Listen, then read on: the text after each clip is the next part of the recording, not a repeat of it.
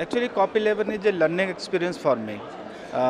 Since 4 months back, I joined as the chairman Rajasthan State Biodiversity Board, and this was the first opportunity to meet all the global representative of the global representative who came to this COP11, and I have lot of expectations from the COP11 study.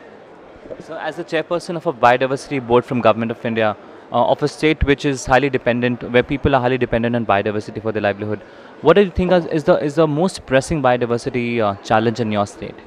Actually, you know that the half of the two-third of Rajasthan is desert, and one-third we have the plain lands, and the forest area is nearly 9.3%.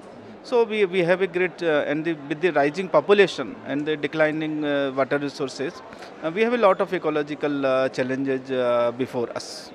And moreover, declining forest area and all this the number of the area is coming under agriculture is people are switching over to agriculture in the desert area. So it is posing a lot of problems to the existing biodiversity. So, what is going to be the agenda of the biodiversity board of the state? What major programs do you plan to chart out and initiate in times to come? Yeah, in the initial stages, the first job is to construct the biodiversity management committee in the each district, then the panchayat and the each gram panchayat level. So round about nearly sub 9,000 plus BMC committees to be constituted for the execution of this biodiversity act in the state of Rajasthan. Um, there has been a lot of talks on the financial resource mobilization in COP11. So, within India and at the state level, how does the entire mechanism of resource mobilization take place? Actually, in the state of Rajasthan, we are receiving funds from the state for the implementation of Biodiversity Act.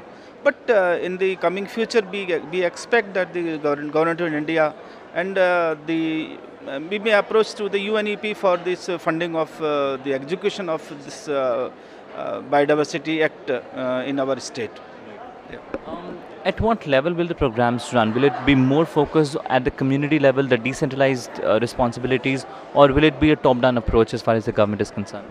Certainly, as you know, this BMC is constituted at the Gram Panchayat level. So it's a people's program.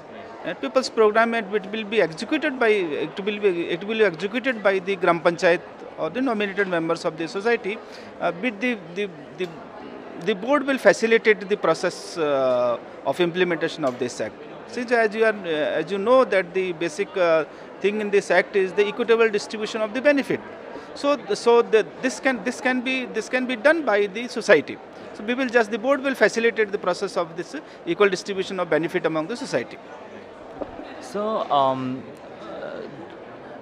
the state of Rajasthan, as we know, at the stage of development, the country is, and states like Rajasthan it's one of the states, they call it Bimaru states.